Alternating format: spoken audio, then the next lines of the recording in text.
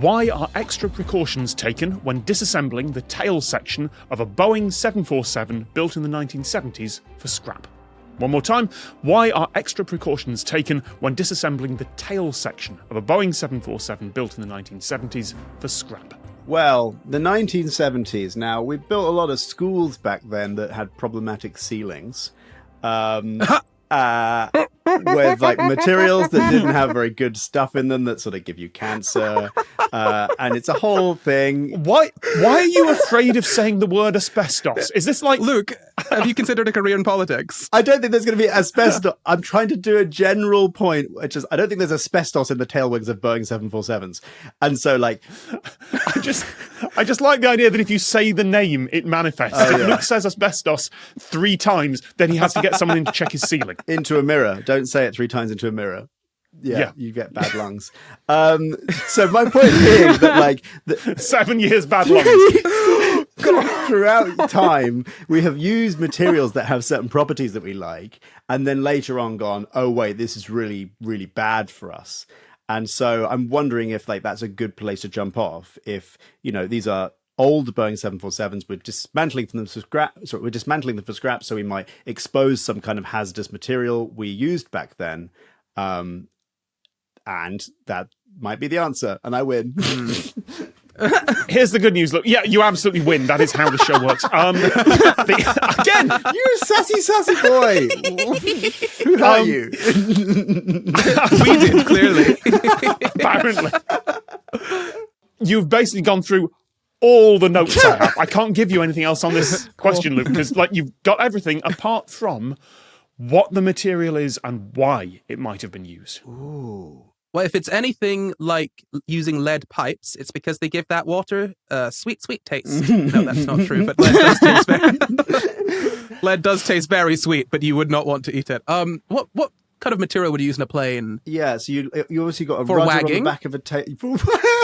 For displaying happiness. The plane absolutely wags its rudder when it's happy. That is how planes fly. I know this, okay? So it's got it's got a rudder on it. I suppose in that case it's then got some kind of motor in there.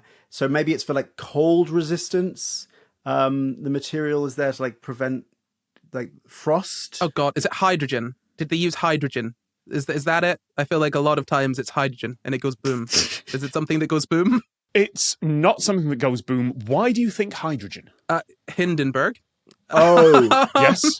But why were they using hydrogen? Or why would you think they might have used that? Hydraulics. Hydraulics is water. Yeah, I know. Yeah, I was about to say that's hydrogen. Hydraulics? Hydrogen-drolics? Obvious question to ask, like, why did the Hindenburg and why did airships back then use hydrogen? Because it's very not dense. It's not as dense as air, and so if you encase hydrogen in something, it'll probably make that thing good at floating in air. Yes. It's also very flammable, though, so don't... In this case, Corry, you could not be further away from the answer, but that is in itself quite a big clue. Is it something really dense then? So, dense metals, there's tungsten, there's lead. Actually, they use tungsten now. Really? These are counterweights in the elevators and the upper rudder. Yeah, you're absolutely right. It's really dense stuff. These days, they use tungsten. Oh. So the material would have been lead then, right? No. You don't really need special precautions for that. Okay. Okay, let's Cesium. picture a periodic table in our heads. Cesium, Luke, no! That goes boom. All of the ones on that end go boom. Or even just you fly through a cloud. Fly through a cloud, no more plane.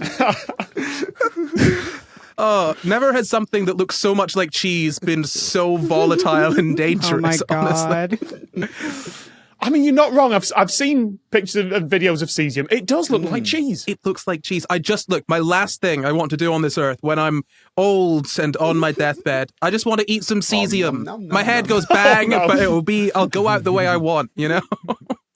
Iconic death. So we're looking for a dense and dangerous metal then. Radioactive metal. Oh, Yeah. plutonium then. Or another one of the radioactive ones. Yeah.